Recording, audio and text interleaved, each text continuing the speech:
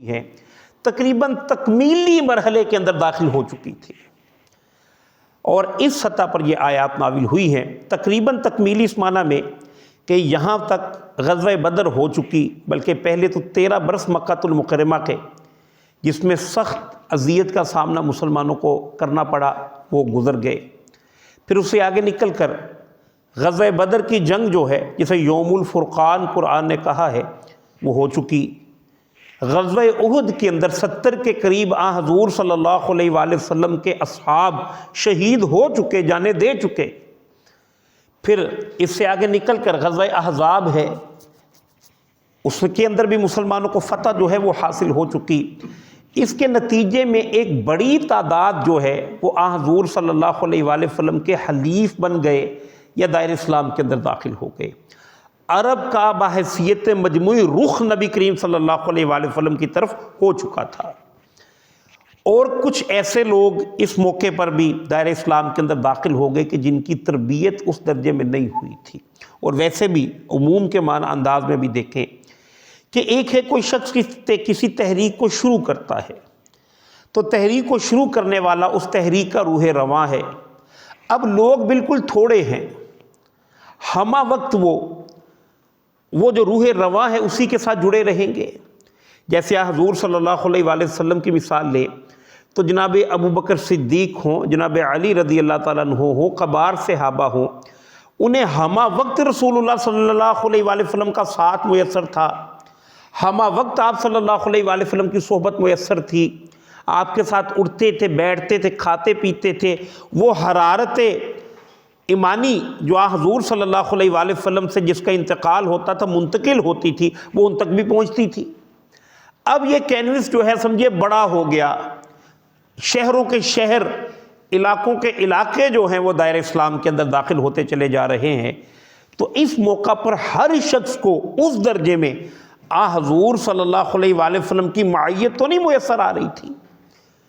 پھر وہ ابتدائی لوگ کہ جس وقت اسلام ابھی بالکل مغلوب تھا، اس میں جو لوگ دائرہ اسلام کے اندر داخل ہوئے ان کو جو آزمایا گیا، اس کے برعکس اب اسلام جب ایک قوت ہے اور اب جب لوگ اس کے اندر داخل ہوں گے تو اب اس انداز سے انہیں ستایا تو نہیں جائے گا، لہٰذا ان لوگوں کی اس درجے میں تربیت نہیں ہوئی تھی۔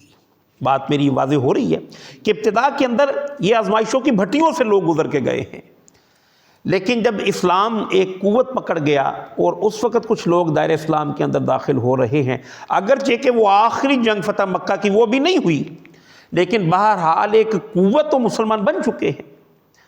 اس موقع پر جا کر یہ معاملہ اور یہ کیفیت بن گئی تھی کہ جو کوئی بھی دائرہ اسلام کے اندر داخل ہو جائے بہرحال اسے کچھ نہ کچھ پروٹیکشن ضرور حاصل ہوتی تھی نسبتاً ان ایام کے کہ جس میں رسول اللہ صلی اللہ علیہ وآلہ وسلم نے اپنی تحریک کا آغاز کیا۔ لہذا اس کے نتیجے میں ان لوگوں کی جو اب دائرہ اسلام کے اندر داخل ہوئے ہیں اس درجے کی تربیت نہیں ہوئی، لہذا اس درجے کی تربیت جب نہیں ہوئی تو آپ جب دیکھتے ہیں کہ کوئی سوسائٹی ہے، کوئی اجتماعیت ہے، کوئی تحریک ہے، اس کے اندر کچھ لوگ ایسے ہیں کہ انہوں نے کوئی ایسا کام کیا کہ جو کوئی بہت اعلیٰ درجے کا نہیں تھا، بالکل نارمل حیثیت میں تھا، کوئی نظم کا تقاضا اس انداز سے پورا نہیں کر سکے، تو اس کے دیکھا دیکھی دوسرے لوگوں کے اندر بھی یہ چیزیں پیدا ہوتی ہیں اور نتیجتاً تحریک جو ہے وہ ایک جمود کا شکار ہو جاتی ہے۔ اس سطح پر پھر یہ 10 صورتیں جو ہیں جو اصلاً پورے قرآن کریم کا خلاصہ ہے، یعنی اگر المسبحات کا جائزہ لے لیں اور مطالعہ کر لیں تو سمجھیے کہ جو مضامین قرآن کریم کے پورے قرآن کریم کے اندر آئے ہیں انہیں واضح انداز میں، یعنی کہ بالکل بند کلی کی صورت میں نہیں، واضح انداز میں اللہ تعالیٰ نے ان 10 صورتوں کے اندر جو ہیں وہ بیان کر دیے، اور ان 10 صورتوں کا انداز پھر وہ جھنجھوڑنے کا ہے۔ یعنی اس موقع پر ایک تعلیم یہ بھی ہو گئی کہ جب دیکھیں کہ اب آپ کی اجتماعیت بڑھ رہی ہے تو یہاں پر انٹرنل تربیت کا بھی ایک بہترین نظام جو بھی تحریک کے بانیان ہوں گے انہیں کرنا ہوگا۔ اگر آپ شتر بے مہار کی طرح اپنے کارکنان کو چھوڑ دیں گے اور اس میں ایک جماعت کی سی کیفیت نہیں رہے گی، آپ کے سامنے ہر شخص کا ایک اپنا ایجنڈا ہوگا، وہ اپنا ایجنڈا لوگوں کے سامنے کنوے کر رہا ہوگا، آپ کے گولز کلیئر نہیں ہوں گے اور بات کے اندر اس انداز سے وزن پیدا نہیں ہوگا تو اس سے معاشرے پر کوئی پازیٹیو ایفیکٹ جو ہے وہ نہیں پڑ سکتا۔ لہٰذا سب سے پہلے تو یہ کہ جس نظریے نے انہیں اکٹھا کیا ہے اس کی طرف واپس بلانا تو جھنجھوڑنے کا انداز ہے اللہ سبحانہ و تعالیٰ کی طرف سے۔ ابتدا کے اندر جو آیا ہے، جیسے اللہ تعالیٰ نے اسی سورہ حدید کی آیت نمبر 8 کے اندر فرمایا وَمَا لَكُمْ لَا تُؤْمِنُونَ بِاللَّهِ، لوگوں تمہیں کیا ہو گیا، تم کیوں اللہ پر ایمان نہیں رکھتے؟ یہ خطاب کن سے ہے؟ مسلمانوں سے، لیکن ان مسلمانوں سے جو ابھی بالکل ریسنٹ ہی دار اسلام کے اندر داخل ہوئے ہیں۔ وَرَسُولُ يَدْعُوكُمْ لِتُؤْمِنُوا بِرَبِّكُمْ، حالانکہ اللہ کے رسول تمہیں پکار رہے ہیں کہ رکھو ایمان اللہ پر۔ اور ڈاکٹر صاحب رحمہ اللہ کی اس حوالے سے ایک رائے تھی کہ آج کے ہم جو مسلمان ہیں، ہمارے لیے قرآن کریم کا سب سے ریلیونٹ، ویسے تو پورا ہی ریلیونٹ ہے، حصہ جو ہے یہ 10 صورتیں ہیں۔ الحمدللہ ہمارے ہاں کوئی نیگیٹو نفاق موجود نہیں ہے، اللہ کا شکر ہے۔ ہاں عمل کے اندر کچھ کمزوری ہے، تصورات کے اندر کچھ کجی ہے، تو اس میں یہ جو انداز ہے اگر ان 10 صورتوں کا مطالعہ کیا جائے گا تو وہ حقیقی، یعنی یہ بھی سمجھے ڈاکٹر صاحب کی اپنی اصطلاح ہے، حقیقی ایمان اور قانونی ایمان، اور اس کو ہم فیل کر سکتے ہیں۔ یعنی اس وقت جو ایک ایمان کی کیفیت میری ہے کہ میں قرآن کریم پڑھ رہا ہوں، آپ بیٹھے ہیں، اور کبھی ابھی رات میں ایک دوستوں کے ساتھ خاص ایک دوستانہ محفل کے اندر تھا، تو یہ جو کیفیت ایمان کی ہے وہاں پر نہیں تھی، اسے ہر شخص فیل کر سکتا ہے۔ تو یہ ہمیشہ کے لیے یہ کیفیت بنانا پاسبل نہیں ہوتا، لیکن یہ کہ بہرحال ایمان حقیقی حاصل کرنے کے لیے لوگوں کے ساتھ ملنا، ان کے ساتھ تعلقات کو قائم کرنا، اور اس کے ذریعے سے پھر جذبہ جہاد کا دل کے اندر پیدا ہو جانا، یہ چیزیں سمجھیے کہ ناگزیر ہوتی ہیں۔ لہٰذا اس کو اگر بار بار پڑھیں گے تو یہ چیزیں آپ کے سامنے آئیں گی، جیسے اسی سورہ حدید کی آیت نمبر 10 کے اندر اگلی دفعہ انشاءاللہ پڑھیں گے۔ اللہ فرماتے ہیں وَمَا لَكُمْ أَلَّا تُنْفِقُوا فِي سَبِيلِ اللَّهِ، لوگوں تمہیں کیا ہو گیا، تم اللہ کے راستے میں مال کیوں نہیں خرچ کرتے؟ وَلِلَّهِ مِيرَاثُ السَّمَاوَاتِ وَالْأَرْضِ، حالانکہ زمین و آسمان کا وارث تو اللہ ہی ہے۔ اسی طرح اللہ سبحانہ و تعالیٰ نے سورہ الممتحنہ کے اندر ارشاد فرمایا ہے یا ایھا الذین آمنوا لا تتخذوا عدوی وعدوکم اولیاء تلقون الیہم بالمودہ وقد کفروا بما جاءکم من الحق، اے لوگوں جو ایمان لائے ہو مت بناؤ دوست ان لوگوں، اب میرے اور اپنے دشمنوں کو، یعنی کفار کو اس انداز سے اللہ تعالیٰ نے خطاب یہاں پر فرمایا، حالانکہ عموماً اللہ تعالیٰ کا انداز جو یہ نہیں ہے۔ اسی طرح سورہ صف کے اندر ارشاد فرمایا یا ایھا الذین آمنوا لم تقولون ما لا تفعلون، لوگوں تمہیں کیا ہو گیا، کیوں کہتے ہو وہ جو کرتے نہیں ہو؟ تمہارے زبانی کلامی یہ دعوے ہیں کہ اللہ تعالیٰ سے بڑی ہستی کوئی نہیں، لیکن تمہارا عمل اس سے بالکل مختلف دکھتا ہے۔ تمہاری زبانی کلامی یہ چیزیں ہیں کہ تم اللہ کی بالادستی کو تسلیم کرتے ہو، لیکن کیفیت یہ ہے کہ خود اپنے 5-6 فٹ کے وجود پر بھی اللہ کے احکامات کو پوری طرح سے نافذ نہیں کر پا رہے، تو یہ کیا ہو گیا تمہیں؟ تو یہ وہ انداز ہے کہ جو ان صورتوں کے اندر انشاءاللہ لذیذ ہمارے سامنے آ جائے گا۔ اب آ جائیے ان آیات کا آغاز کرتے ہیں۔ سورہ الحدید کے اگر مضامین کا جائزہ لیں تو اس کی ابتدائی جو 6 آیات ہیں، کل کتنی آیات ہیں میں نے بھی کہا تھا 29 4 رقووں پر مشتمل ہے۔ اور دوسری بات یہ کب نازل ہوئی ہے، چلیں یہ تھوڑی سی پتہ چلے کب نازل ہوئی سورہ مبارکہ؟ مدنی قرآن کریم کے نصف ثانی میں، یہ بات آ گئی سامنے۔ اچھا جی ہاں، اس میں ایک بات اور کہ چونکہ نبی کریم صلی اللہ علیہ وآلہ وسلم کا مقصد اور مشن تو یہی تھا نا کہ اللہ کے دین کو قائم کرنا ہے، اور فکر کچھ جو ہے وہ معدوم ہوتی چلی جا رہی تھی جیسے میں نے بات کی، تو دوبارہ زور سے اس کے اندر اللہ تعالیٰ نے بیان فرمایا ہے، اگرچہ کہ قرآن کریم کے اندر اخلاقیات اور یہ ساری چیزیں بھی موجود ہیں، لیکن اس سورہ مبارکہ کا انداز انقلابی جو آپ صلی اللہ علیہ وآلہ وسلم کی جد و جہد ہے اس کے ساتھ خاص طور پر جڑا ہوا ہے۔ اور ابتدائی جو 6 آیات ہیں ان میں سمجھیے کہ ذات و صفات باری تعالیٰ کا انتہائی حکیمانہ اور انتہائی عمدہ یہ قرآن کریم کا مقام ہے۔ 6 آیات ہیں اللہ تعالیٰ کی ذات اور اللہ تعالیٰ کی صفات پر، گویا کہ قرآن کریم کا عظیم ترین حصہ ہے۔ معاشرے کے اندر اس وقت جو نظریات پھیلے ہوئے ہیں، کہیں پر کوئی بگ بینگ کا نظریہ ہے، کہیں پر سیکولرزم کا نظریہ جو ہے اس نے اپنے پنجے جو ہیں وہ گاڑ رکھے ہیں، کہیں پر ڈاروینی نظریات ہیں جس کے نتیجے میں انسان محض حیوان ہی ہے، کہیں پر دوسرے نظریات ہیں کہ انسان صرف معاشی حیوان ہے۔ یہ سارے نظریات کائنات کے اندر پھیلے ہوئے ہیں۔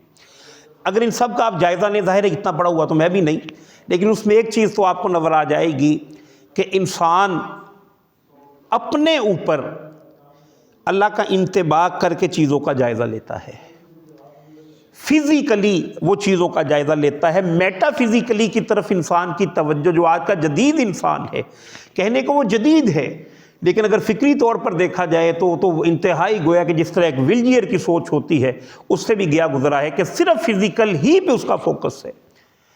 لہذا جب فزیکلی ہی پر اس کا فوکس ہوگا تو وہ انسان کو محض حیوان سمجھے گا، اور حیوان ہے تو حیوان تو اپنا غلبہ چاہتا ہے، غلبہ پانے کو وہ بالکل جائز قرار دے گا۔ اور پھر اسی طرح بگ بینگ کی باتیں ہوں گی، اسی طرح مادہ پرستی کی باتیں ہوں گی۔ اللہ سبحانہ و تعالیٰ کا تعارف اگر سمجھ میں آ جائے تو پتہ چل جائے گا کہ ایک ایسی میٹا فزیکل ہستی، ایک ایسی قوت والی ہستی، قوت نہیں، قوت والی ہستی کہ سب کچھ اس کے دائرہ کار کے اندر ہے، اور اس کی گواہی انسان خود اپنے دل کے اندر مل جائے گی۔ اگر یہ کانسیپٹس کلیئر ہو جائیں گے تو یہ سارے ایزمز جو ہیں ان سے انسان نکل جائے گا، اور پھر زیادہ سے زیادہ میکسیمم اس کے اندر اگر کوئی خلا رہ جائے گا تو وہ خلا ہوگا عمل کا، اور بہرحال عمل کا خلا رہ بھی جائے تو اللہ تعالیٰ پورا فرمائیں گے، نظریات ٹھیک ہو جائیں، آپ کے سامنے راستہ واضح ہو جائے، یہ بڑی عمدہ شے ہے۔ اب اللہ کا نام لے کے ان آیات کا ہم مطالعہ کرتے ہیں۔ یہ جو تمہیدی گفتگو آج ہی کرنی تھی، اگلی دفعہ ظاہر ہے کہ اس کی ضرورت پیش نہیں آئے گی۔ فرمایا سبح للہ ما فی السماوات والارض، پاکی بیان کی ہے اللہ تعالیٰ کی ہر اس شے نے جو آسمانوں میں اور زمین میں ہے۔ سبح کا معنی ہوتا ہے کسی شے کو اس کے اصل مقام پر رکھنا۔ اللہ سبحانہ و تعالیٰ اس بات کا حق رکھتا ہے کہ اس کی پاکیزگی بیان کی جائے، لہذا کوئی شخص بھی اس کی پاکیزگی بیان کرتا ہے تو اس کا حق جو ہے اسے وہ عطا کرتا ہے، اسے معاف کیجیے گا، اسے وہ دیتا ہے۔ اللہ اس بات کا مستحق ہے کہ اس کی پاکیزگی بیان کی جائے۔ تو اللہ سبحانہ و تعالیٰ نے یہاں پر ارشاد فرمایا ہے کہ اللہ کی پاکیزگی تو بیان کر رہی ہے ہر وہ شے جو آسمانوں میں ہے اور جو زمینوں میں ہے۔ یہ جو لفظ ما آیا ہے اس نے کل مکان کو گھیرا ہے، اور اسی طرح یہ جو صیغہ ہے سبح، یہ ماضی کا صیغہ ہے، اور مضارع کے لیے لفظ استعمال ہوتا ہے یسبح۔ تو ان 10 صورتوں میں سے 5 صورتیں وہ ہیں جیسے میں نے کہا جن کا آغاز تسبیح سے ہوا، 3 صورتیں ایسی ہیں جن کے ہاں اللہ تعالیٰ کی طرف سے ماضی کے صیغے میں اللہ تعالیٰ نے تسبیح کا تذکرہ فرمایا، جیسے سورہ حدید ابھی ہمارے سامنے آ گئی، سورہ حشر بھی ہے، سورہ صف بھی ہے، اس میں اللہ نے ماضی کا صیغہ استعمال کیا ہے۔ اور اسی طرح اللہ سبحانہ و تعالیٰ نے سورہ جمعہ اور سورہ تغابن، ان کے اندر اللہ سبحانہ و تعالیٰ نے جو دوسرا مضارع کا صیغہ ہے وہ استعمال کیا ہے۔ اسی طرح سورہ حشر کے بالکل اینڈ پر جا کر یسبح لہ ما فی السماوات والارض وہو العزیز الحکیم، تو گویا 3 دفعہ ہی ان دفعات کے اندر اللہ کی تسبیح کا تذکرہ ماضی کے صیغے کے ساتھ اور 3 دفعہ ہی مضارع کے صیغے کے ساتھ۔ اور اس سے کیا ہے، اس سے اللہ سبحانہ و تعالیٰ نے ٹائم کا احاطہ کیا ہے، ماضی میں کیا ہے جو گزر گیا، اور اس کے علاوہ اردو کے اندر ہمارے سامنے 2 زبانیں اور ہوتے ہیں، حال اور مستقبل، جبکہ مضارع عربی زبان کے اندر کہیں تو حال اور مستقبل دونوں ہی کو وہ کاؤنٹ کرتا ہے۔ تو سبح یسبح کہا تو کہا کہ ہر شے جب سے یہ کائنات وجود میں آئی ہے اللہ کی تسبیح کر رہی تھی اور کر رہی ہے اور کرتی رہے گی۔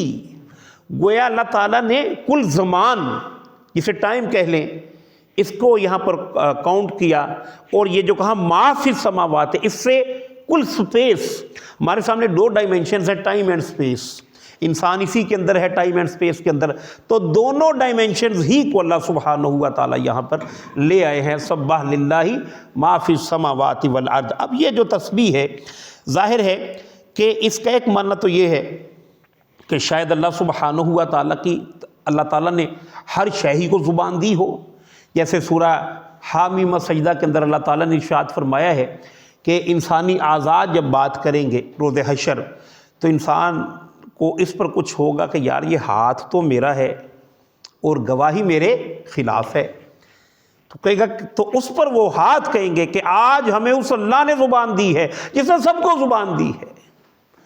تو اس سے محسوس ہوتا ہے کہ شاید اللہ تعالیٰ نے سب چیزوں ہی کو زبان دی ہو۔ اور اس ضمن میں یا اس سینس میں آپ اگر دیکھیں گے تو سورہ النور کی غالباً آیت نمبر 41 بھی ہے، اور سورہ بنی اسرائیل کے اندر بھی یہ مضمون آیا ہے کہ اللہ تعالیٰ ارشاد فرماتے ہیں کہ کائنات کی ہر شے اللہ کی تسبیح بیان کرتی ہے اور اپنی نماز ادا کرتی ہے، لیکن ہمیں اس کی کنہ کو کوئی اندازہ نہیں، یہ معافی جہان ہے اللہ تعالیٰ کا۔ تو ایک صورت تو یہ ہے کہ پوری کائنات اللہ کا جو چرچا ہے جو وہ کر رہی ہو، اور اسے ہم فیل کر سکتے ہیں۔ صبح صبح ہمارے علاقے کے اندر اگر کبھی نماز پڑھنے جائیں تو چڑیوں کی چہچہاہٹ ہے، ہواؤں کی آوازیں جو ہیں اس میں رب تعالیٰ کی آواز سنی جا سکتی ہے۔ اور اگر کبھی شمالی علاقہ جات کے اندر چکر لگے ہوں اور وہاں پر جب انسان نیچر کے قریب ہوتا ہے تو یہ چلتے ہوئے جھرنوں جیسے جو چشمے ہیں، ان کی پانی کی آوازوں میں بھی اللہ سبحانہ و تعالیٰ کی جو پاکیزگی اور قدرت جو ہے اس کا بیان انسان آسانی کے ساتھ محسوس کر سکتا ہے۔ اور ایک صورت تو زبان کی ہے، اسی طرح ایک دوسری صورت یہ بھی ہو سکتا ہے کہ زبان سے اگر کوئی نہ بھی اللہ کی مخلوق اللہ کی تسبیح کر رہی ہو، بہرحال پوری کائنات کی ایک ایک شے خود اپنے اندر اتنی مکمل ہے، اتنی کمپلیٹ ہے کہ ہر شے کہہ رہی ہے کہ میرا بنانے والا، میرا صانع، میرا مصور، میرا خالق ہر قج سے، ہر عیب سے، ہر ذوف سے، ہر اضمحلال سے پاک ہے، منزہ ہے، مبرہ ہے۔ پوری کائنات اس پر اعلان کر رہی ہے۔ اللہ تعالیٰ نے چیلنج دیا ہے سورہ الملک کے اندر جا کر کہ جاؤ ذرا نگاہ اپنی دوڑاؤ اور غور کرو اللہ کی کائنات پر، دیکھو کوئی کج، کوئی کمی نظر آتی ہے؟ ثم ارجع البصر ينقلب الیک مطلب اب تمہاری آنکھ بار بار جائے گی اور بار بار واپس پلٹ آئے گی، لیکن اللہ سبحانہ و تعالیٰ کی یہ جو کائنات ہے، اس کائنات کے اندر کوئی کمی تم محسوس نہیں کر پاؤ گے۔ تو گویا ایک معنی تو اس کا یہ بھی ہے، اس کے اندر یہ بھی ایک سمجھیے کہ سبق یہ بھی موجود ہے کہ پوری کائنات اس سینس میں، جس سینس میں نے بات کی، کمپلسری مسلم ہے، چاہے نہ چاہے۔ اللہ تعالیٰ کی حمد و ثنا کے اندر پوری مخلوق جو ہے وہ لگی ہوئی ہے۔ اس پورے کینوس میں آپ اپنے آپ کو دیکھیں، ایک ہی ہستی ہے، ایک ہی مخلوق ہے جسے اللہ تعالیٰ نے فیزیبلٹی عطا کی ہے، اور کسی مخلوق کے پاس نہیں ہے۔ ارادہ، اختیار اللہ تعالیٰ نے دیا ہے۔ اما ہدیناہ السبیل اما شاکرا و اما کفورا، بے شک ہم نے ہی تمہیں راستہ جو ہے وہ عطا کیا، اب جو بھی تم میں چاہے شکر کرے اور جو چاہے کفر کرے۔ پوری مخلوق میں سے اللہ نے کسی کو یہ اختیار نہیں دیا ہوا، کمپلسری مسلم ہے پوری کی پوری کائنات۔ اور اس کے لیے میں مثال دیا کرتا ہوں، ہمارے ہاں مساجد کے اندر آپ نے کیلنڈر دیکھے ہوں گے، دائمی نماز کے کیلنڈر لگے ہوتے ہیں۔ مطلب آج اگر تاریخ ہے 12، آج اگر 14 جنوری ہے تو لکھا ہوا ہے کہ 14 جنوری میں سورج نکلنے کا وقت یہ ہوگا، زوال کا وقت یہ ہوگا، غروب کا وقت یہ ہوگا۔ ہے ایسا کہ نہیں؟ کیوں؟ واقع یہ ہے کہ کائنات کو اللہ تعالیٰ نے اس طرح پابند کر رکھا ہے، وہ لیٹ ہوتے ہی نہیں، کمپلسری کنٹرولڈ ہے۔ ہاں انسان کو تھوڑا اختیار دیا ہے اس پوری کائنات کے اندر۔ یہ جو اللہ تعالیٰ نے انسان کو تھوڑا سا اختیار دیا ہے، اگر آپ اللہ کی قدرتوں کے ساتھ اس کا کوئی کمپیریٹیولی انالیسس کرے تو یہ اختیار ہے کتنا؟ ہے کوئی اختیار؟ ہے تو صحیح، لیکن کتنا ہوگا؟ وہ ریشو پرپورشن ان کے مابین قائم ہو سکتی ہے؟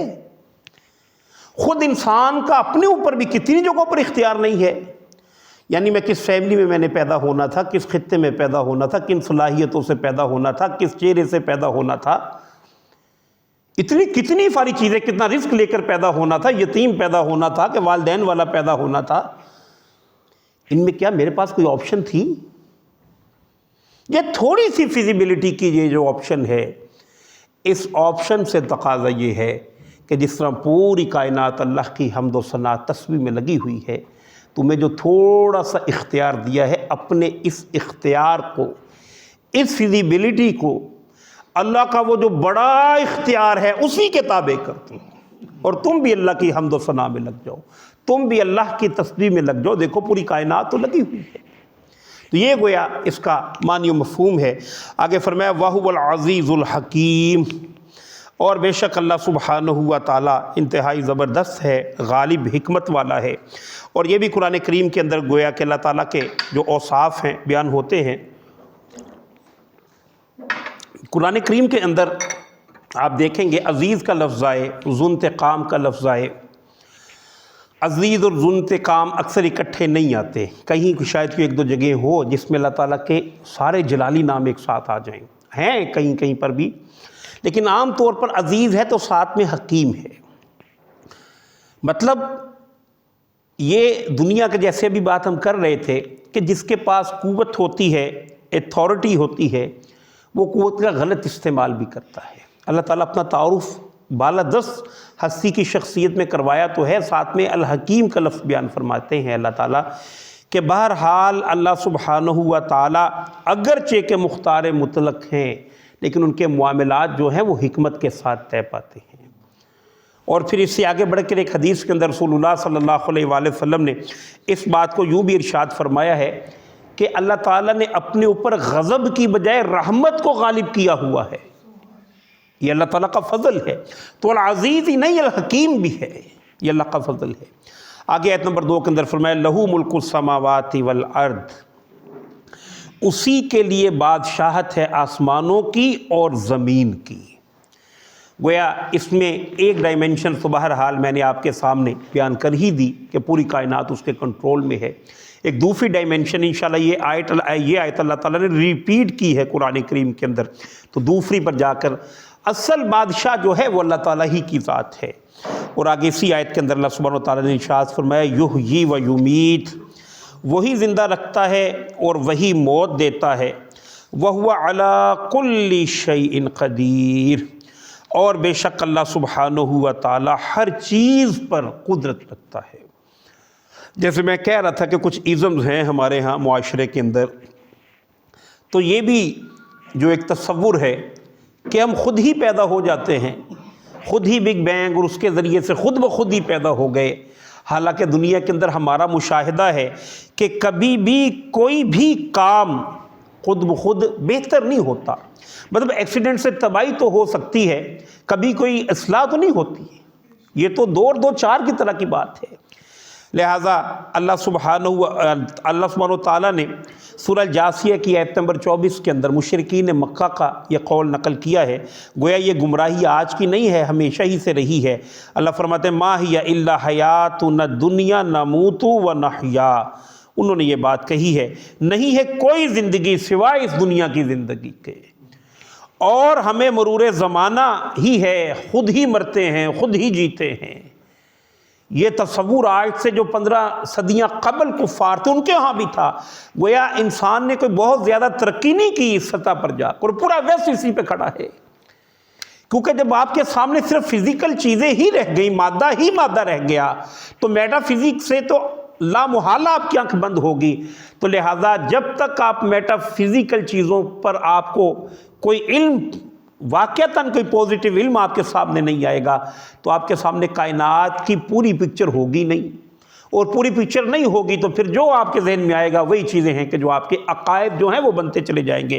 حالانکہ اللہ سبحانہ و تعالیٰ نے انہی چیزوں کا جواب دیا ہے وَمَا كَانَ لِنَفْسٍ أَن تَمُوتَ إِلَّا بِإِذْنِ اللَّهِ كِتَابًا مُعَجَّلًا، اور کسی ذی نفس کے لیے ممکن نہیں ہے کہ وہ مر جائے مگر اللہ کے حکم سے۔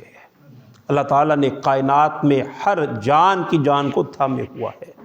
اور پھر اللہ سبحانہ و تعالیٰ آگے سے مزید ارشاد فرماتے ہیں اور اللہ سبحانہ و تعالیٰ نے اس کا ایک وقت بھی معین کر رکھا ہے۔ اب یہ وہ چیزیں ہیں کہ اگر ہم کسی اپنے ذہن کا کوئی شخص ذہن میں لا کر، کسی بڑے بادشاہ کا تصور ذہن میں لا کر لائیں گے تو پھر یہ ہے کہ ہمیں لامحالہ چیزیں جو ہیں وہ نظر آئیں گی کہ ایسا ممکن نہیں ہے۔ لہذا انہی کا جواب ہے کہ جو اللہ تعالیٰ نے دیا ہے وَهُوَ عَلَىٰ كُلِّ شَيْءٍ قَدِيرٌ۔ تم ان بھول بھلائیوں میں اپنے آپ کو مت الجھاؤ کہ کیسے ہوگا، جان لو کہ اللہ جو چاہے وہ کر سکتا ہے۔ اللہ تعالیٰ کی قدرت جو ہے وہ بہت بڑی ہے، ہر شے پہ وہ قدرت رکھتا ہے۔ صحیح بخاری کی ایک روایت ملتی ہے، بہرحال انسان کا یہ عارضہ بھی ہے کہ جو چیزیں آنکھوں سے اسے نظر آتی ہیں ان پر سے جو یقین حاصل ہوتا ہے یا جو کچھ اس کا مشاہدات ہوتے ہیں ان پر یقین جو ہے وہ زیادہ ہوتا ہے۔ لہذا امام بخاری رحمہ اللہ نے ایک واقعہ نقل کیا ہے کہ ایک شخص تھا، صاحب ثروت تھا اور اس کی اولاد بھی تھی، تو اس نے اپنی اولاد سے یہ کہا کہ جب میں مر جاؤں تو میری لاش کو، میری میت کو جلا دینا، جب جل جائے تو اس کی جو راکھ ہو اسے سمیٹ لینا، اور جس دن بہت آندھی طوفان آئے اس میں کسی وقت اڑا دینا۔ وہ شخص مر گیا، اولاد تابعدار تھی، انہوں نے ایسے ہی کیا۔ اب یہ سارا اس کی جو راکھ ہے وہ ہواؤں میں بکھر گئی، اڑ گئی۔ اللہ سبحانہ و تعالیٰ نے اسے جمع کر لیا اور اپنے سامنے کھڑا کر لیا اور پوچھا کہ یہ سب کیا ہے؟ فرمایا اے اللہ تعالیٰ میں تیرے سامنے کھڑا ہونے سے ڈرتا تھا، اور یہ میری اپنی ایک سکیم تھی کہ اگر اس طرح سے میں بکھر جاؤں گا تو میں کبھی بھی سمیٹا نہیں جاؤں گا، اور مجھے گویا کہ اللہ تعالیٰ کی وہ جو قدرت کاملہ ہے اس کا اس درجے میں یقین نہیں تھا، لیکن یہ کہ اللہ سبحانہ و تعالیٰ نے اسے اکٹھا کر لیا اور اس سے بات چیت جو کرنی تھی وہ کر لی، تو وَهُوَ عَلَى كُلِّ شَيْءٍ قَدِيرٌ۔ یہ آج کا مسئلہ ہے کہ ہم ہر چیز کو اپنی عقل کے پیمانوں پر ناپتے ہیں، سمجھنے کی کوشش کرتے ہیں۔ کائنات کے اندر کتنی چیزیں ایسی ہو رہی ہوتی ہیں کہ جو ہم کچھ پلان کر رہے ہوتے ہیں، جو کچھ ہمیں نظر آ رہا ہوتا ہے اس سے بالکل مختلف ہوتا ہے۔ حضرت علی رضی اللہ تعالیٰ عنہ کا بڑا عمدہ قول ہے، وہ فرماتے ہیں میں نے اپنے ارادوں کے ٹوٹنے سے اللہ کو پہچانا ہے۔ یعنی واحد وہ ہستی ہے جو کلیتاً آزاد ہے، پوری طرح سے آزاد ہے، جو چاہے کر لے۔ یہ تصور ذہن میں نہیں رہا آج کے ویسٹ میں، ہم سمجھتے ہیں کہ بہت ماڈرن ہے، حالانکہ یہ بالکل روح کی آواز ہے، یہ بالکل ایک ان پڑھ شخص کی آواز بھی ہے کہ اللہ تعالیٰ کوئی ایسی بالادست ہستی تو موجود ہے جس نے یہ سارا نظام وضع کر دیا۔ اس کے لیے کوئی بہت زیادہ فلسفوں کی ضرورت نہیں ہے۔ غالباً امام راضی رحمہ اللہ، ان کی تفسیر کبیر 30 جلدوں پر ہے، جب بالکل وہ ان کا آخری وقت آیا تو ان سے پوچھا ان کی والدہ نے کہ اے راضی تو نے اتنا کچھ سیکھا ہے، اتنا کچھ پڑھا ہے، کس عقیدے پہ مر رہا ہے؟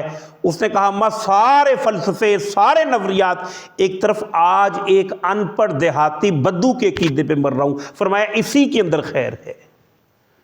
ان پڑھ بدو دیہاتی نے بھی ان چیزوں کو تسلیم کر لیا کہ اللہ قادر ہے، کیسے؟ بس مان لیا۔ تو یہی مطلوب و مقصود ہے۔ لیکن جیسے جیسے انسان کا ذہن کھلتا چلا جاتا ہے اور چیزوں کی کنائی، اس سے منع نہیں اللہ تعالیٰ نے فرمایا، لیکن بہرحال وَهُوَ عَلَىٰ كُلِّ شَيْءٍ قَدِيرٌ۔ اور اسی کو جناب ابو بکر صدیق رضی اللہ تعالیٰ عنہ نے ارشاد فرمایا العجز عن درک ذات ادراک، اللہ کی ذات کے ادراک سے عاجز ہو جانا ہی اس کا ادراک ہے۔ اور اسی کو گویا گرہ لگائی ہے جناب علی رضی اللہ تعالیٰ عنہ نے، والبحث عن کنہ ذات اشراق، اور اللہ کی ذات کے بارے میں کھوج کرید کرنا، یہی تو شرک ہے۔ لہذا اللہ کو، اس کو یہ سمجھ لیجئے کہ اگرچہ کہ انسان کا ذہن بہت وسیع ہے، کہنے میں آیا ہے کہ سننے میں آیا ہے کہ انسان اتنی ترقی کی ہے تو شاید ابھی 8 یا 10% ہی بحیثیت مجموعی انسان کا دماغ جو ہے وہ استعمال ہوا، تو بہت بڑا دماغ ہم سمجھتے ہیں۔ لیکن جناب علی رضی اللہ تعالیٰ عنہ یا جناب ابو بکر صدیق فرماتے ہیں کہ اس بات کا ذہن کے اندر تہیہ کر لو کہ اس دماغ میں اللہ 100% بھی اگر اس کو لے ہوگے تو آنا اس نے نہیں ہے، وہ رب تعالیٰ ہے، اس کو ماننا ہی اصل مطلوب و مقصود ہے۔ اس طرح اس کی ذات کی کھوج کرید جو ہے وہ ممکن نہیں ہے۔ اب اگلی جو آیت آ رہی ہے یہ بھی اس اعتبار سے سمجھیے کہ قرآن کریم کی مشکل ترین آیت ہے، هو الاول والآخر، اور وہی پہلا ہے اور وہی آخری بھی ہے، والظاہر والباطن، اور وہی ظاہر بھی ہے اور پوشیدہ بھی ہے، وَهُوَ بِكُلِّ شَيْءٍ عَلِيمٌ، اور وہی ہر شے کو پوری طرح سے جانچنے والا ہے۔ ظاہر ہے کہ جو 4 الفاظ آئے ہیں یہ ایک دوسرے کے ضد ہیں، اول ہے تو آخر ہے، اور ظاہر ہے تو باطن ہے، یہ بالکل ایک دوسرے کے اگینسٹ ہے، لیکن ڈائمینشنز میں دیکھیں تو اس سے یہ پتہ چلتا ہے کہ بس وہی وہ ہے۔ اللہ کے نبی صلی اللہ علیہ وآلہ وسلم نے اس کو گویا کہ اس انداز سے سمجھایا ہے۔ آپ نے فرمایا اللہم انت الاول اول فلیس قبلک شیء، اے اللہ تعالیٰ تو وہ پہلا ہے کہ تجھ سے پہلے کچھ نہیں تھا۔ اب یہ پہ مسئلہ بنے گا نا پھر کیا تھا، تو وہ بات پہلے آ گئی کہ ذہن میں آنے والی بات نہیں ہے۔ وَأَنْتَ الْآخِرُ فَلَيْسَ بَعْدَكَ شَيْءٌ، اے اللہ تو وہ آخری ہے کہ تیرے بعد کوئی شے نہیں ہے۔ حالانکہ اقبال نے ایک جگہ پر کہا ہے تیری جو ابتدا نہیں تو میری بھی انتہا نہیں، لیکن یہاں کے جو الفاظ ہیں وہ ہے کہ تیرے بعد کوئی نہیں ہے، بہرحال بعد اللہ تعالیٰ ہی ہے۔ وَأَنْتَ الظَّاهِرُ فَلَيْسَ فَوْقَ شَيْءٌ، اور تو وہ ظاہر ہے کہ تجھ سے زیادہ ظاہر کوئی ہو اور ہستی ہے نہیں۔ وَأَنْتَ الْبَاطِنُ فَلَيْسَ دُونَكَ شَيْءٌ، اور تو وہ مخفی ہے کہ تجھ سے زیادہ مخفی اور کوئی نہیں ہے۔ اس عقیدے کو بس اپنے ذہن کے اندر رکھ لیا جائے تو اس سے معاملات جو ہیں وہ کھل جائیں گے۔ ڈاکٹر صاحب رحمہ اللہ تو آپ حضرات جانتے ہیں کہ ان کے ہاں تو پھر چونکہ وہ بھی کچھ فلسفی ذہن کے آدمی تھے تو پھر وہ فلسفہ جو ہے اس پر انہوں نے بڑی لمبی لمبی بحثیں کی ہیں، لیکن ظاہر ہے کہ ہمارا وہ مزاج نہیں آیت نمبر 4 پہ آگے اللہ سبحانہ و تعالیٰ ارشاد فرماتے ہیں، یعنی ان 3 آیات کے اندر اگر ہم دیکھیں تو اللہ تعالیٰ کا تعارف آیا ہے پہلے اس معنی میں کہ کائنات کی ہر شے اللہ کی حمد و ثنا بیان کر رہی ہے، تعریف بیان کر رہی ہے۔ پھر اللہ تعالیٰ کے 2 اوصاف جو ہیں وہ اللہ تعالیٰ کی طرف سے بیان کیے گئے، عزیز اور حکیم۔ پھر اللہ سبحانہ و تعالیٰ کی قدرت کاملہ اور بادشاہت کا تذکرہ بیان ہوا، اور اس کے بعد پھر 4 اوصاف آ گئے، اول آخر ظاہر باطن۔ اب ایک اور ڈائمنشن ہے زمانے کی، اس دنیا کی۔ یہ جو تینوں آیات ہم نے پڑھی ہیں ان میں ان کی اکثریت وہ ہے کہ جو ذہن میں آنے والی چیز نہیں تھی، لیکن اب یہاں سے کچھ فزیکل چیزوں کا بھی گویا کہ ظہور جو ہے وہ ہو رہا ہے۔ هو الذی خلق السماوات والارض فی 6 ایام، وہی تو ہے جس نے بنایا آسمان اور زمین 6 دنوں میں۔ ثم استوى علی العرش، پھر وہ عرش پر متمکن ہوا، استوا فرمایا۔ ظاہر ہے کہ یہ جو 6 دن ہیں اس تک آج کی ہماری سائنس جو ہے وہ پہنچی ہوئی ہے۔ ظاہر اس دن سے مراد یہ دن تو نہیں ہے، کیونکہ یہ دن تو جب زمین اپنے مدار کا ایک چکر پورا کرتی ہے تو ایک دن پورا ہو جاتا ہے، اور یہ جس وقت کی باتیں ہو رہی ہیں اس وقت تک یہ نظام جو ہے اس طرح سے وضع ہوا ہی نہیں تھا۔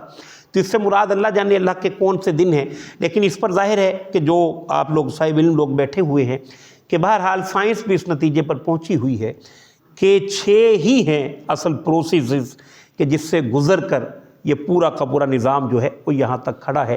ہاں ایک چیز کنٹروورسی یہ پیدا کرتی ہے کہ اللہ تعالیٰ نے یہاں پر ارشاد فرمایا هو الذی خلق السماوات والارض فی 6 ایام، کہ وہی اللہ ہی تو ہے کہ جس نے تخلیق کیا ہے آسمانوں کو بھی اور زمین کو بھی 6 دنوں میں۔ قرآن کریم میں آپ اکثر دیکھیں گے تو السماوات کا جو لفظ ہے وہ جمع کے صیغے میں آتا ہے، جبکہ الارض جو ہے وہ واحد کے صیغے میں آتی ہے۔ تو اس سے بسا اوقات یہ بھی گمان پیدا ہو سکتا ہے کہ شاید آسمان 7 اور زمین ایک ہی ہے۔ تو ایک قرآن کریم کا ایک مقام ہے ایسا کہ جس میں اللہ تعالیٰ نے فرمایا کہ 7 آسمان اور اسی کی مثل زمینیں بھی، تو گویا زمینیں بھی اللہ تعالیٰ کے ہاں 7 ہی ہیں، لیکن تذکرہ اللہ تعالیٰ ان کا اللہ ایک ہی مرتبہ فرمایا، جبکہ آسمانوں کا جمع کے صیغے کے اندر اللہ تعالیٰ نے تذکرہ بار بار فرمایا۔ ہاں دوسری بات اس میں ایک ذہن میں پیدا ہوتی ہے، کنٹروورسی پیدا ہوتی ہے کہ ایک جگہ تو اللہ تعالیٰ فرماتے ہیں انما امرہ اذا اراد شیئا ان یقول لہ کن فیکون، کہ اللہ تعالیٰ جب کسی شے کا کوئی ارادہ فرما لیتے ہیں تو وہ کہتے ہیں ہو جا، اور وہ ہو جاتی ہے۔ تو یہاں پر 6 دن کیوں لگ گئے؟ تو اس کا بھی جواب ڈاکٹر صاحب رحمہ اللہ نے دیا ہے کہ اصلاً، اور یہ بات 2 اور 2 4 کی طرف سے ہے، ایک تو ہے ہمارا فزیکل جہان جسے ڈاکٹر صاحب عالم خلق کہتے تھے، لیکن چونکہ فزیکل اور میٹا فزیکل پر بات چل رہی ہے تو اسی سینس میں بات واضح بھی زیادہ ہو جائے گی۔ ایک تو یہ جہان ہے جس کا تجربہ ہے ڈارون کو بھی اور جتنی ساری باتیں ہوئی ان کو بھی، کہ یہاں پر ہر چیز کی جڑ جو ہے وہ مل جائے گی، لہٰذا یہاں پر پروسیس ہے۔ اور ڈاکٹر صاحب نے بڑی عمدہ مثال پیش کی ہے اس میں کہ آم ہے اور آم کی گٹھلی ہے، اس آم کے گٹھلی کے اندر ایک پورا آم کا درخت بھی موجود ہے اور پھر ہزاروں آم بھی اس کے اندر موجود ہیں، لیکن وہ آپ دبائیں گے، اس کو پانی دیں گے، جو یہاں کا پروسیس ہے وہ پورا کریں گے تو رفتہ رفتہ جستہ جستہ وہ چیز جو ہے وہ اپنی تکمیل کو پہنچے گی۔ تو دنیا کا یہ جو دنیا ہے اس کی نیچر یہی ہے.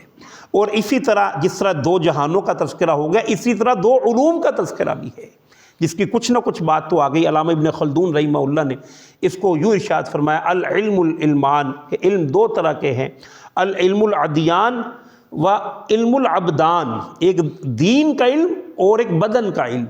بدن کے علم سے مراد یہی فزیکلی علم ہے کہ جو انسانیت کے اندر گویا اللہ تعالیٰ نے ان بلڈ کر دیا تھا، آدم علیہ السلام کے اندر اللہ سبحانہ وتعالیٰ نے اسے ان بلڈ کر دیا، وہ رفتہ رفتہ رفتہ رفتہ رفتہ اپنے عروج کو پہنچ رہا ہے، اور اسی کی انتہا ہوگی الدجال، المسیح الدجال، جس کا پورا فوکس اسی پہ ہوگا.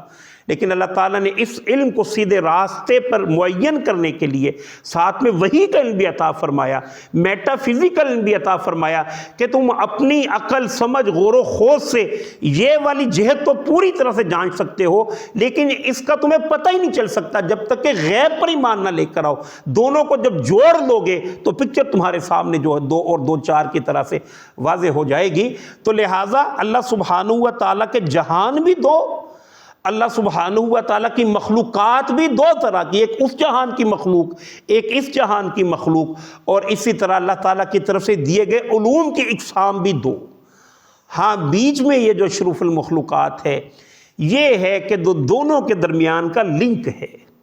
اس کا ظاہری وجود جسد، یہ بڑی عمدہ بات کی ایک ہمارے صاحب ہیں عامر بھائی، انہوں نے کہ کپڑے جو ہیں ان کا تعلق اسی جہان سے ہے، اور اس کی اصل جسے قرآن کریم میں سورۃ الاحزاب کے اندر امانت کہا ہے، عام طور پر اس کا ڈاکٹر صاحب رحمہ اللہ نے بھی ترجمہ روح ہی کیا ہے، لیکن صرف روح نہیں ہے. روح کہیں گے تو اس کے اندر ایک محدودیت پیدا ہو جائے گی، پتہ نہیں، یعنی میں یہ جو میں ہے وہ وہاں سے آئی ہے، اور یہ دونوں چیزیں جو ہے وہ مل جائیں گی. تو یہاں پر جس جہان کا تذکرہ ہے یہ اس میٹیریل ورلڈ کا تذکرہ ہے. هو الذی خلق السماوات والارض، وہی اللہ تعالیٰ ہی ہے کہ جس نے زمین و آسمان کو 6 دنوں کے اندر پیدا فرمایا.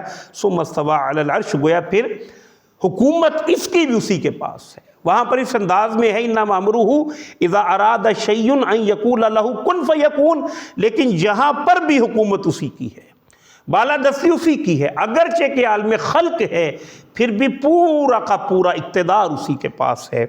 یعلم ما یلج فی الارض وما یخرج منہا. اب یہ بات ضروری تھی کرنے کے لیے کہ فزیکل جو علوم ہیں ان کے لیے منطق اور لاجک کی ضرورت ہوتی ہے. اب اللہ کے علم میں صفت علم کا تذکرہ آ رہا، وہ جانتا ہے جو کچھ داخل ہوتا ہے زمین میں. کتنی چیزیں ہیں جو روز زمین کے اندر داخل ہوتی ہیں، کچھ پانی جو ہے وہ نیچے چلا جاتا ہے، کتنے لوگ ہیں جنہیں دفنا دیا جاتا ہے، کیا کچھ ہوتا ہے، وہ سب اس کے علم ہے. وما یعرج فیہا وما یخرج منہا، جو کچھ نکلتا ہے زمین سے، گویا زمین سے کونپل بھی نکلتی ہے تو اس کے علم میں ہے. ہر شے اللہ تعالیٰ کے علم کے اندر موجود ہے. ما ینزل من السماء وما یعرج فیہا، اور جو کچھ نازل ہوتا ہے آسمان سے، جیسے ایک حدیث کے اندر اللہ کے نبی نے ارشاد فرمایا ہے، آپ نے فرمایا رات کو برتنوں کو ڈھانپ کے رکھنا چاہیے. بیماریاں جو ہیں وہ بھی نازل ہوتی ہیں، برتن کھلے ہوئے ہوں تو ان کے اندر وہ چلی جاتی ہیں، چیزوں کو ڈھانپ کر رکھنا چاہیے. یہ ویسے اضافی ایک میں نے آپ کے بات سامنے رکھی، پتہ نہیں کیا کیا کچھ اترتا ہے، کتنے فرشتے کتنے پیغام کیا کیا کچھ لے کر آتے ہیں، اور کیا کیا کچھ ہے کہ جو اوپر کی طرف جاتا ہے، وہ ساری کی ساری چیزیں اللہ کے علم میں ہے. اور آگے الفاظ بڑے ہی شاندار ہیں، وَهُوَ مَعَاكُمْ أَيْنَمَا كُنْتُمْ، اور وہ بھی تمہارے ساتھ ہی ہوتا ہے تم جہاں کہیں پر بھی ہو. ہاں اس سے اللہ تعالیٰ کی ذات کی گویا کہ پریزنس جو ہے اس کا بھی تذکرہ، اس کو عام طور پر ہم اس معنی میں بھی لیتے ہیں کہ ایک خوف دل کے اندر پیدا ہو جو اللہ دیکھ رہا ہے. حالانکہ اسی کو اگر آپ پوزیٹیو انداز میں لے لیں، کسی مصیبت میں ہو، کوئی پریشانی میں ہو، بچہ ہے نا جو چھوٹا بچہ، وہ اگر کہیں کھڑا ہے اور سامنے کوئی مین ہول ہے گٹر کا اور اس کے اوپر ڈھکن نہیں ہے تو اس کے لیے وہ کراس کرنا بھی آسان نہیں ہے. اس کے والد کے لیے آسانی سے اٹھا کے وہ کراس کروا دے گا. اب اگر کوئی بچہ ہے اس کے سامنے یہ مین ہول آ گیا اور اسے پتہ ہو کہ میرا والد ساتھ ہے، اسے کوئی پریشان ہونے کی ضرورت ہوگی؟ تو ایک تو صورت وہ ہے کہ اللہ سے ڈر رہے ہیں کہ اللہ دیکھ رہا ہے، ایک یہ بھی تو صورت ہو سکتی نا کہ کچھ بھی ہو یار اللہ تو ساتھ ہی ہے، اللہ دیکھ ہی رہا ہے. جیسے اللہ تعالیٰ نے رسول اللہ صلی اللہ علیہ وآلہ وسلم کو فرمایا ہے، سورہ یونس ہے، اور مکی قرآن کریم ہے، اور کیفیت وہ ہے کہ جن لوگوں نے آپ کا کلمہ پڑھا ہے ظلم کیا جا رہا ہے ان پر۔ آپ کو خود اگر مار لیتے تو شاید آپ کی فیلنگز اس قدر دردناک نہ ہوتی جو آپ کی وجہ سے آپ کے ساتھیوں پر ہو رہا تھا۔ آپ کو پتا تھا نا کہ اگر بلال کو گھسیٹا جا رہا ہے تو وجہ تو میں ہوں۔ یہ سمجھیے کہ یہ فکر آپ جیسے حساس آدمی کے لیے کتنی تکلیف دہ ہے۔ اور پھر خود بھی حضور صلی اللہ علیہ وآلہ وسلم جیسے آپ نے فرمایا کہ میری مثال تو یہ ہے کہ تم آگ میں گرنا چاہتے ہو، میں پکڑ پکڑ کر کھینچ رہا ہوں۔ تو اس سے مورال کچھ کم ہو جاتا ہے انسان کا، ایک ریئیکشن سا پیدا ہوتا ہے۔ تو اللہ نے کیا فرمایا، بِأَعْيُنِنَا، اے محمد ہم آپ کو دیکھ رہے ہیں۔ جب آپ اٹھتے ہیں رات کو، وضو کرتے ہیں، نماز پڑھتے ہیں، راستوں میں چلتے ہیں، اللہ کا پیغام پہنچاتے ہیں، ڈیوٹیوں کو ادا کرتے ہیں، ہم دیکھ رہے ہیں۔ گویا کہ آپ فکر نہ کریں کہ آپ کی یہ چیزیں کوئی ضائع نہیں جا رہی ہیں، اللہ تعالیٰ کے علم میں ہے، آپ کی کاوشوں کو اللہ سبحانہ وتعالیٰ جو ہے وہ دیکھ رہے ہیں۔ تو لہذا وَهُوَ مَعَكُمْ أَيْنَمَا كُنْتُمْ، یہ ہاں ایک تصور ہمارے ہاں خاص طور پر اہل حدیث مکتب فکر کے جو علماء ہیں ان کے ہاں ہے کہ اللہ تعالیٰ اپنی ذات کے اعتبار سے تو وہ ہے جیسے ابھی قرآن کے اندر آیت آئی ثُمَّ اسْتَوَىٰ عَلَى الْعَرْشِ، لیکن علم کے اعتبار سے سب کے ہاں موجود ہے۔ جبکہ ڈاکٹر صاحب رحمہ اللہ کا بھی اور خاص طور پر دوسرے جو صوفیہ ہیں ان کا موقف نسبتاً بہتر ہے۔ وہ کہتے ہیں کہ اللہ ہے، ہر جگہ ہی ہے، کیسے ہے ہمیں نہیں پتہ۔ اس میں ایک محدودیت آ جائے گی نا، اگر صرف عرش پر ہی کہیں گے تو ایک محدودیت آ جائے گی۔ تو فرمایا یہاں پر بھی اللہ ہے ضرور، کیسے ہے ہمیں نہیں پتہ۔ واللہ بما تعملون بصیر، اور بے شک جو کچھ بھی تم کرتے رہتے ہو اللہ سبحانہ و تعالیٰ کے وہ علم میں ہے۔ آگے اللہ سبحانہ و تعالیٰ کی طرف سے دوبارہ پھر وہی آیت ہے کہ جو آ گئی، معاف کیجیے گا، لَهُ مُلْكُ السَّمَاوَاتِ وَالْأَرْضِ، اور وہی اسی کے لیے ہے بادشاہت آسمانوں کی اور زمینوں کی۔ وَإِلَى اللَّهِ تُرْجَعُ الْأُمُورِ، اور اسی ہی کی طرف سارے کے سارے امور جو ہیں وہ لوٹائے جاتے ہیں۔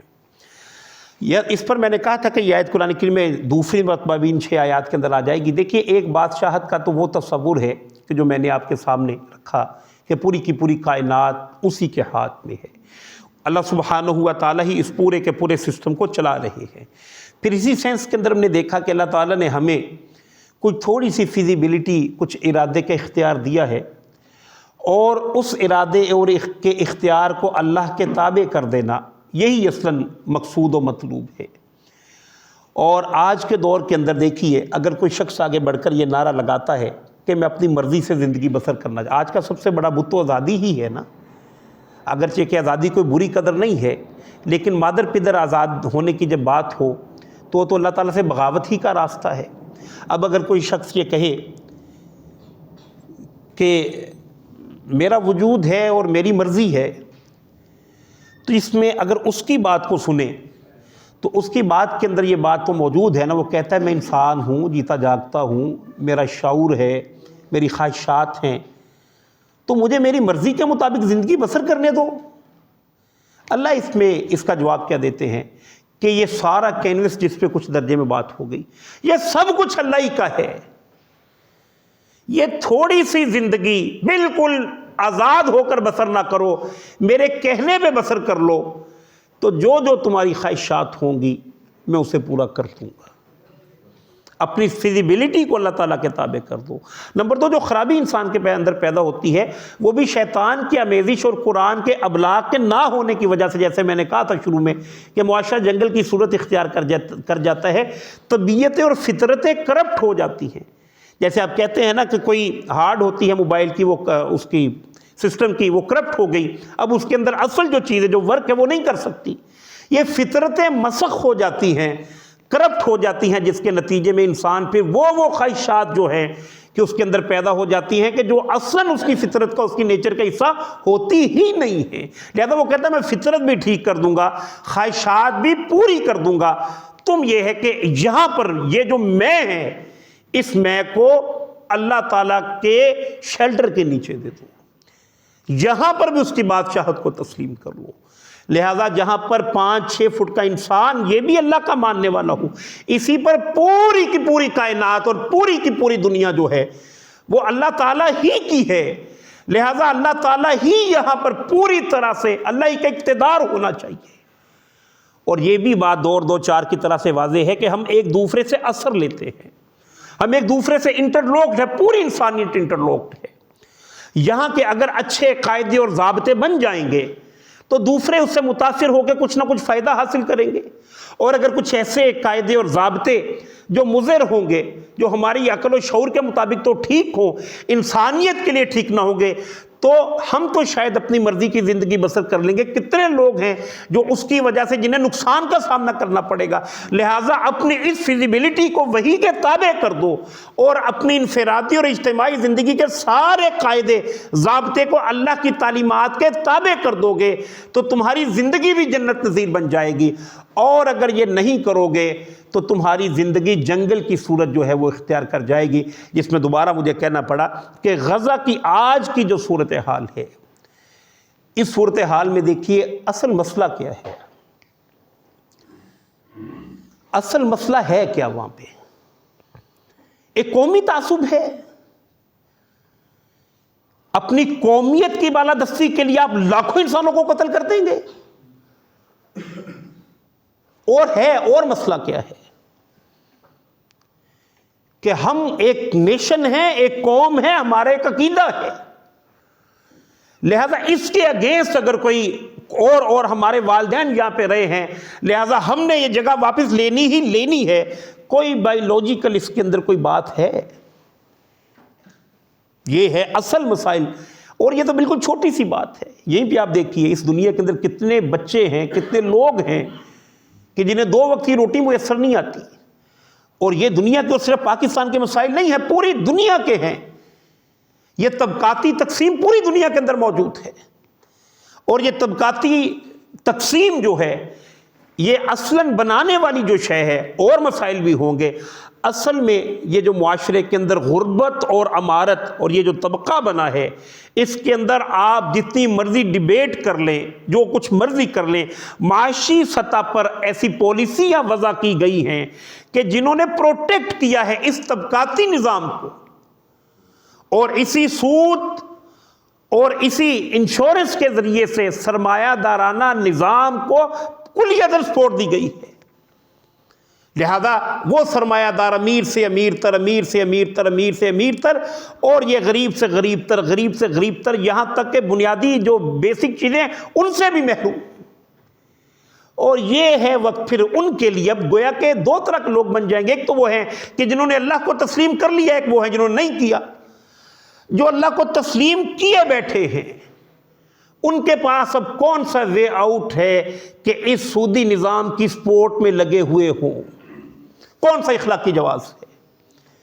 جن لوگوں نے مان لیا کہ اللہ یہ ہے جس کا تعارف آ گیا، اب ان کے پاس کون سا اخلاقی جواز ہے کہ وہ آگے بڑھ کے غیر اللہ کے سسٹم کو توڑ نہ دیں؟ جن لوگوں نے مان لیا کہ عدل و قسط پر قائم اللہ ہی کا نظام ہے، ان کے پاس کون سا اخلاقی جواز موجود ہے کہ وہ اسی باطل کے سسٹم کے نیچے زندگی کو بسر کرتے رہے؟ لہذا اس لیے اللہ بار بار کہ لہو ملک السماوات والارض، زمین و آسمان کی ساری بادشاہت اللہ کی ہے، کمپلسری اس نے سب کو جھکا کے رکھا ہوا ہے۔ اے مسلمانوں، تم نے اللہ کو اللہ ہونے کا تسلیم کیا ہے، یہ تھوڑا سا اقتدار یہاں پر جذبہ جہاد اور قتال کے ذریعے سے قائم کرنا، یہی تو تمہاری ابتلاء و آزمائش ہے۔ یہ بھی اگر ہم معجزے سے کر دیں تو تمہیں جنت کا حق دی جائے۔ اس سطح پر پوری کی پوری انسانیت آج سمجھیے کہ مشکلات کے اندر مبتلا۔ کتنے انسان ویسٹ کے بھی وہ ہیں کہ جو جانتے ہی نہیں کہ اسلام نے کوئی سسٹم دیا ہے۔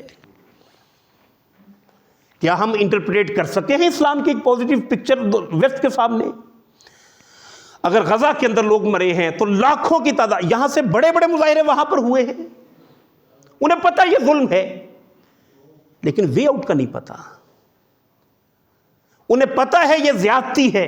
کیا جو 99 اور 1 کی جو تحریک چلی تھی امریکہ کے اندر، جس میں انہوں نے اس بات کو ہائی لائٹ کیا تھا کہ یہ طبقاتی تقسیم، اس کو اصل طبقاتی تقسیم بنانے والی شے سود ہے، اور ہم سود پہ بات ہو رہی ہو تو ہم ہنس رہے ہوتے ہیں۔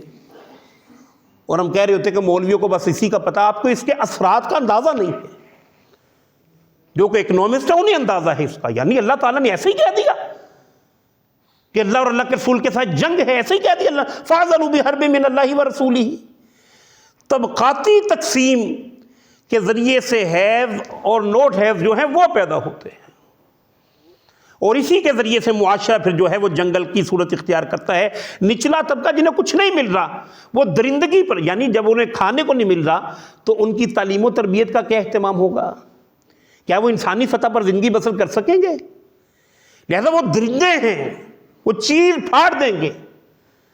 اور دوسری طرف وہ لوگ کہ جن کی عیش ہے، جن کی بڑی بڑی گاڑیاں، جن کا اقتدار بڑا طویل ہے، وہ اپنے اسی سسٹم کو پروٹیکٹ کرنے کے لیے ہر طرح کا ظلم اور جبر جو ہے وہ بھی آزمائیں گے.